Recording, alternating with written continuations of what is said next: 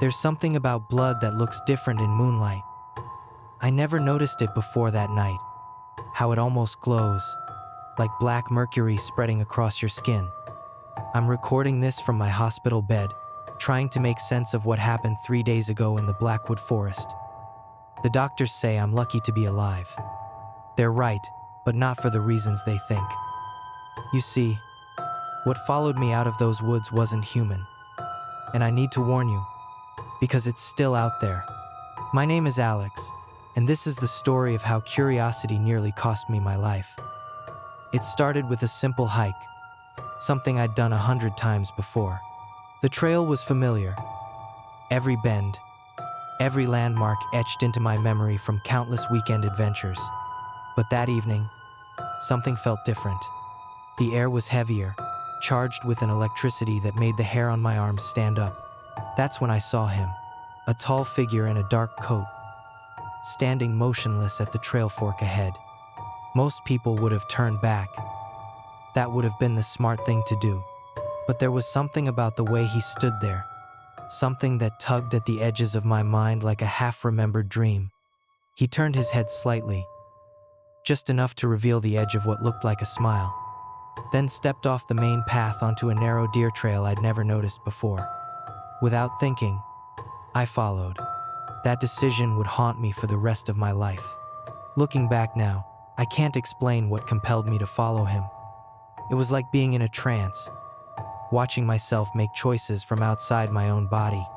The stranger moved with an unnatural grace, never breaking stride even as the path grew narrower and more treacherous.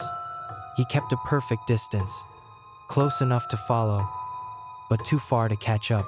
Every time I called out, the wind seemed to swallow my words. The sun was setting faster than it should have.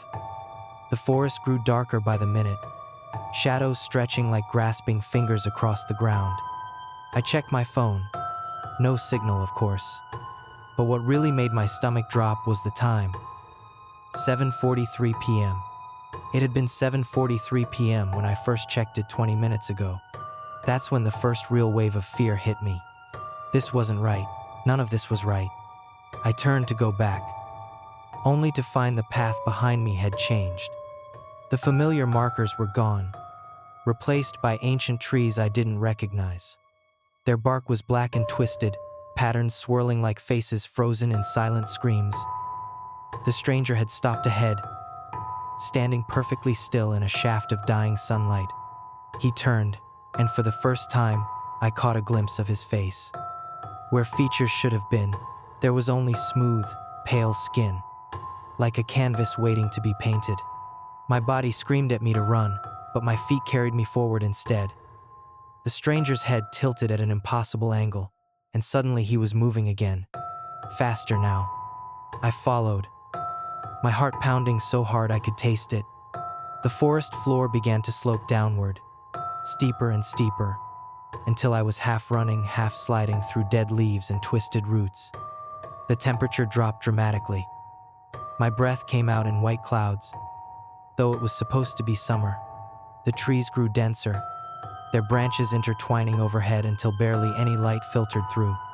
But somehow, I could still see the stranger's dark coat ahead, moving like smoke through the undergrowth. The sound of my footsteps seemed to echo strangely, as if the forest was much larger than it should have been. Something skittered across my path, something too big to be a normal forest creature. I caught a glimpse of pale, elongated limbs, disappearing into the darkness. The stranger paused again, and this time when he turned, his blank face had developed a single feature. A mouth, stretched wide in an impossible grin, filled with too many teeth. My phone buzzed in my pocket. Still 7:43 p.m. But now the screen showed dozens of missed calls from numbers that were just strings of zeros. The deeper we went, the more wrong everything felt. The trees began to pulse with a faint, sickly light. Their bark oozed a thick, dark substance that smelled like copper and rot. I wanted to stop, to turn back, but my feet kept moving forward as if they had a will of their own. That's when I noticed the footprints I was leaving. They weren't my own. They were much larger, distorted, like something trying to remember what human feet looked like. The stranger was changing too. His coat seemed to ripple and shift, sometimes appearing solid, sometimes dissolving into writhing shadows. He grew taller with each step, his proportions stretching beyond what was humanly possible. The air grew thick with a sound just below hearing, a vibration that made my teeth ache and my vision blur. I realized with growing horror that I wasn't following him anymore. He was pulling me along, like a fish caught on an invisible line. I tried to scream, but no sound came out. Instead, I heard laughter, not from the stranger, but from the forest itself. The trees were watching, their bark splitting open to reveal glowing eyes that tracked my movement. The ground beneath my feet felt soft and warm, like walking on flesh. Every instinct told me I had stumbled into something ancient and wrong, a place that shouldn't exist in our world. The path ended in a perfect circle of dead trees, their branches reaching inward like grasping hands. The stranger stood in the center, now impossibly tall, his head brushing against the twisted canopy above. His coat had become part of him, flowing like liquid darkness. That terrible mouth smiled wider, and he spoke, not with words, but with the sound of breaking bones and tearing flesh. "You came." The voice scraped against my mind. They always come. Curiosity is such a reliable lure. The thing that had pretended to be a man began to unfold itself, revealing layers of writhing darkness beneath its false skin. I backed away, but the circle of trees had closed behind me, forming a solid wall of twisted wood and staring eyes. My phone rang, a horrible, distorted version of its normal tone. The screen showed a video call from myself, from a number that was just an endless string of nines. When I looked up, there were dozens of versions of me standing among the trees, each one slightly wrong in a different way. Some had too many fingers. Others had eyes that were just empty sockets. They all wore the same expression of terror that I knew was on my own face. What happened next is still a blur of panic and adrenaline. The stranger, the thing, lunged forward, its form exploding into a writhing mass of shadows and teeth.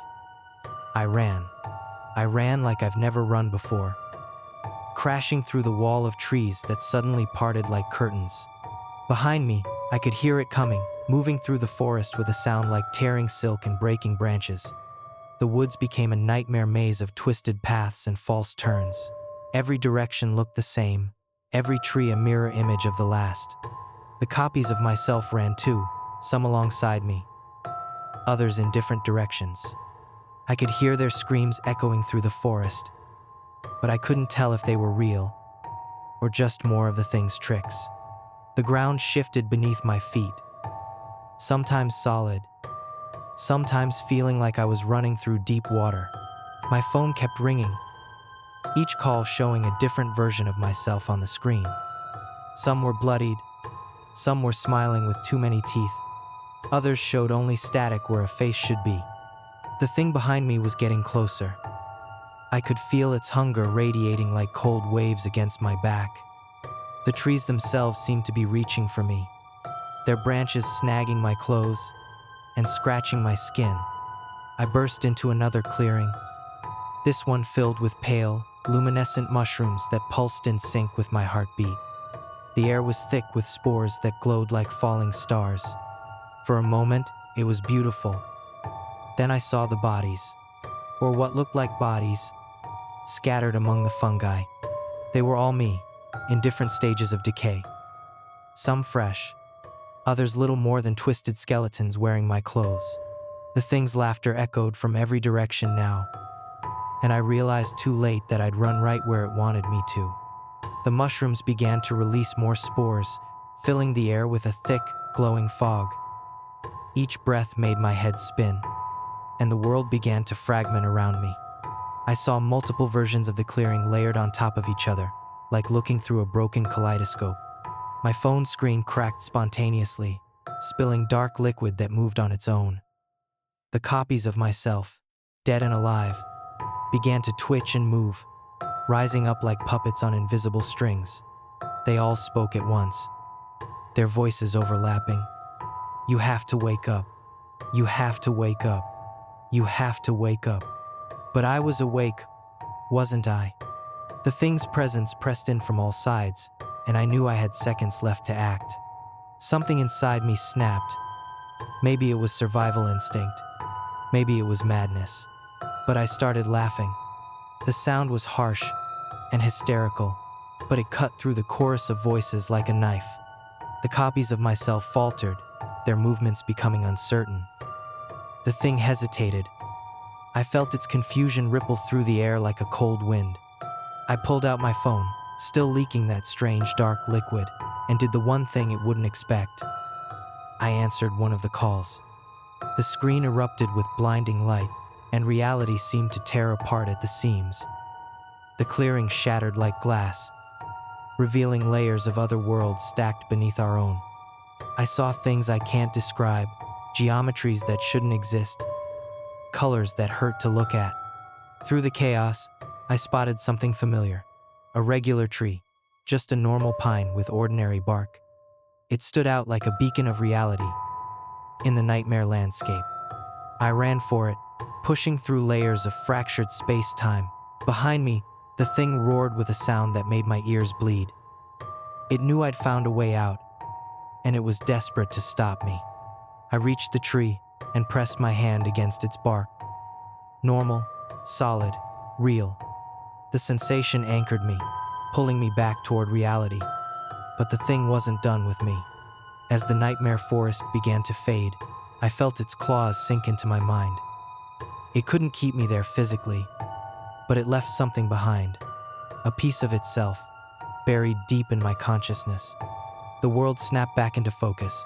I was on the main trail, exactly where I'd started. My phone showed the correct time, and I had full signal. To any outside observer, nothing had happened, but I could feel that foreign presence in my mind, like a splinter I couldn't quite reach. Sometimes, when I close my eyes, I see through its memories. Countless others it had lured into its domain, each thinking they were the first to follow a mysterious stranger into the woods. The doctors found no physical explanation for the deep scratches on my body, or why my phone's battery had crystallized into something they'd never seen before. They can't explain why my reflection sometimes moves a fraction of a second too late, or why I can see things lurking at the edge of my vision that disappear when I turn to look at them. That's why I'm sharing this story, not just as a warning about following strangers, but about the thin places in our world where reality wears thin. The thing in the woods is still there, still hunting. Sometimes I feel it reaching out, using the piece of itself it left in my mind like a beacon. It wants me to come back, to bring others with me. Some nights, I wake up standing at my window, dressed for hiking, with no memory of getting up. I've started seeing others like me, people with that same haunted look in their eyes, who flinch at shadows that shouldn't move.